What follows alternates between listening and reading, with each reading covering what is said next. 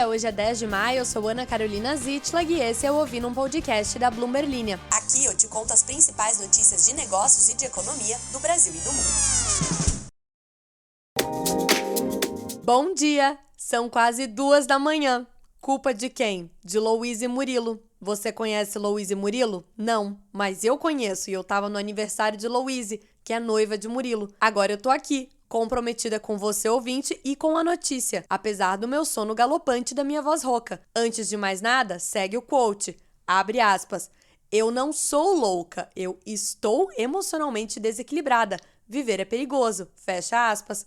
Com esta frase de Rita Lee, uma das várias com as quais eu me identifico profundamente, iniciamos o podcast homenageando ela, que nos deixou ontem e que é um exemplo de como a gente deve ligar a arte do "mama, vai te catar" e fazer o que a gente bem quiser da vida, pois há menos regras por aí do que imaginamos. Pensando nisso, e também para tranquilizar a pessoa que acaba de chegar nesta maluquice que eu me atrevo a chamar de podcast, deixa eu contar que a minha missão aqui é transformar o economês e Faria Limês em linguagem nossa de cada dia, para que você possa olhar bem no fundo dos olhos das pessoas que acham que só elas falam economês e Faria Limês e falar: eu sei quantos bilhões a Boeing recebeu em maio de 2023, tá? Ou a Verde Asset, gestora do bilionário Luiz Stuhlberger, vê sinais positivos no lado fiscal e zerou a posição em dólar. E eu sei exatamente o que zerar a posição em dólar significa. E também pode dizer, a Saudi Aramco, empresa que eu totalmente sei o que faz e onde fica, foi a maior pagadora de dividendos de 2022.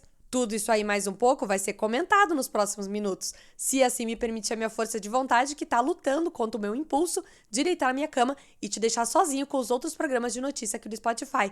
Não farei isso. Vambora!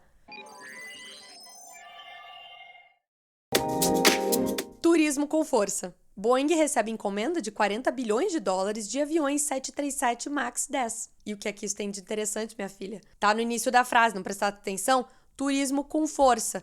A Boeing, fabricante americana de aviões e que é o maior conglomerado aeroespacial do mundo, vai fornecer à Ryanair 300 jatos até 2030, numa aposta da companhia aérea irlandesa em um crescimento exponencial do turismo nos próximos anos. O enorme acordo para a venda da maior versão do 737 da Boeing marca um importante endosso de um dos clientes mais leais do fabricante dos Estados Unidos e destaca como as companhias aéreas estão dispostas a fazer upgrades de frota à medida que as viagens aéreas se recuperam. Esse é inclusive o maior pedido já feito por uma empresa irlandesa de produtos fabricados nos Estados Unidos. Até 2034, a Ryanair vai expandir para transportar 300 milhões de passageiros, visando uma participação de mercado na Europa de cerca de 30%. A Ryanair não é a única. A Deutsche Lufthansa disse em março que compraria 22 aeronaves da Airbus e da Boeing em um pedido avaliado em 7,5 bilhões de dólares pelo preço de tabela.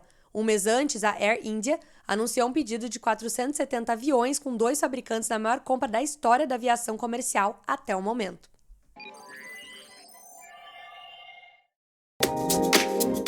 Sabe quem é Luiz Stuhlberger? Luiz Stuhlberger é considerado um dos maiores gestores de fundos do país. Sabe o que é um fundo? Um fundo é um tipo de investimento. Aceita essa explicação por enquanto, o dia vai chegar em que a gente vai abrir detalhes sobre isso. Até 2022, Stuhlberger tinha rendido aos seus investidores 18.601%. E você a investindo na poupança. Isso definitivamente não é uma propaganda, é só uma comparação. No momento, o patrimônio sob a gestão dele é de 29 bilhões de reais. Ou seja, ele tem 29 bilhões de reais de dinheiros de outras pessoas basicamente na mão dele e das decisões dele. Então não é de se estranhar que quando a gestora de fundos dele, a Verde Asset, solta essa carta mensal, a Mariana Dávila, repórter da Bloomberg Linha, dá um berro e para o que ela está fazendo para escrever sobre a carta. Dessa vez, segundo a Verde Asset, a vitória do governo no Supremo Tribunal Federal na questão dos benefícios de ICMS, além da maior probabilidade de que as metas fiscais de 2023 e 2024 sejam cumpridas, tem dado sinais positivos em relação às receitas fiscais. Essa carta é enviada aos cotistas todo mês. Para de abril, o time chamou atenção para o Congresso, que abre aspas, se coloca como um contraponto importante a algumas decisões do governo, como no caso do saneamento e mesmo no arcabouço fiscal, esqueleto fiscal, onde os sinais apontam para melhoras no projeto, fecha aspas. Embora o prêmio de risco nos mercados tenha se mantido estável em grande medida em abril, vemos esses fatores com viés positivo. Segundo eles, tal cenário contribuiu para a casa zerar as posições compradas em dólar contra o real. Ou seja, eles pararam de apostar que o dólar vai subir em relação ao real e agora apostam que o real vai se valorizar. O fundo também reduziu marginalmente a sua exposição na Bolsa Brasileira e voltou a ter exposição comprada em Bolsa Global. Para maio, a Verde Asset segue com posição comprada em inflação implícita no Brasil e tomada de juros na parte curta da curva. Ou seja, Eles ganham se a inflação e os juros continuarem a subir no país. Olha o tamanho da Petrobras. Foi a 7ª empresa do mundo a mais prometer dividendos referentes a 2022. Tá certo que agora o pagamento dele está sob análise, dada a sinalização do governo Lula de usar parte desses dividendos para fazer reinvestimentos dentro da Petrobras. Mas, de qualquer maneira, segundo a Bloomberg Intelligence, em 2022, a Petrobras foi a maior pagadora de dividendos do Brasil.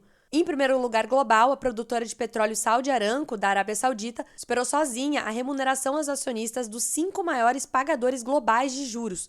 A distribuição de lucros paga ao governo saudita e a outros investidores em 2022 chegou a 75,8 bilhões de dólares e foi de longe a maior de qualquer empresa de capital aberto. A da Petrobras foi de 12,4 bilhões de dólares. Microsoft, Apple, ExxonMobil e HSBC são outros integrantes desta lista que você confere inteira lá na Bloomberg Linha.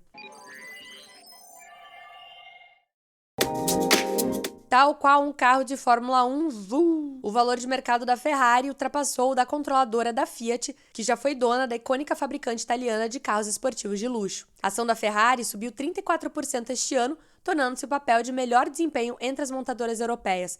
O seu valor de mercado saltou para 49,2 bilhões de euros, ou cerca de 53 bilhões de dólares, tornando-se uma das 3 maiores empresas da Bolsa de Milão. A demanda por carros esportivos de luxo continua firme entre os clientes ricos da Ferrari, e falar clientes ricos da Ferrari é tão redundante quanto falar fãs inteligentes da Taylor, lembrando de que os boatos de que ela e Fernando Alonso estavam juntos são apenas boatos, e agora há outros boatos de que ela está junto com o vocalista de 1975, que vem a ser a minha banda favorita. Se isso for verdade, o meu mundo vai ficar mais colorido, então eu não quero nem falar sobre isso, tal qual eu não quero ver os trechos do show dela, porque eu não consigo, eu não tenho emocional para isso.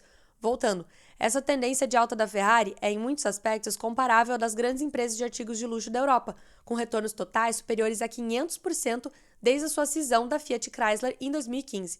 Durante o mesmo período, os retornos das ações de montadoras europeias em geral foram de cerca de 50%, incluindo dividendos. Para um grupo crescente de investidores, o setor de luxo é para o mercado europeu o que as gigantes de tecnologia são para os Estados Unidos, empresas dominantes cujo crescimento se mantém mesmo com os altos e baixos da economia.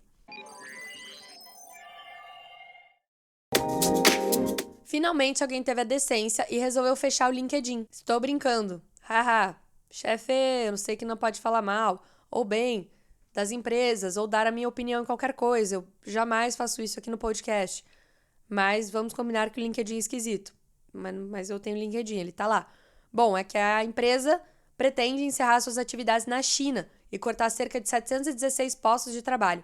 A companhia controlada pela Microsoft mencionou uma intensa concorrência na segunda maior economia do mundo e pretende retirar do mercado seu aplicativo de empregos locais, o InCareer, até agosto. Segundo o comunicado, a empresa planeja cortar equipes de locais de engenharia e produtos enquanto reduz funções nas áreas de venda e marketing. Será mantido um escritório no país para dar suporte ao negócio que ajuda empresas nacionais a recrutar e treinar talentos no exterior. Em 2021, a empresa anunciou que estava fechando a versão local do LinkedIn, culpando um ambiente operacional desafiador, tornando-se o último grande serviço de mídia social dos Estados Unidos a encerrar as operações na potência asiática.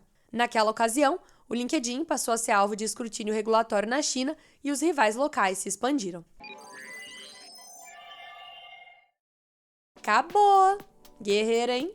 Guerreira, cheguei até o final, não fui mimi. Vou fazer o podcast bem cedinho, vai estar aí pronto, quentinho, saído do forno, para você acordar e escutar o som da minha voz tomando um cafezinho.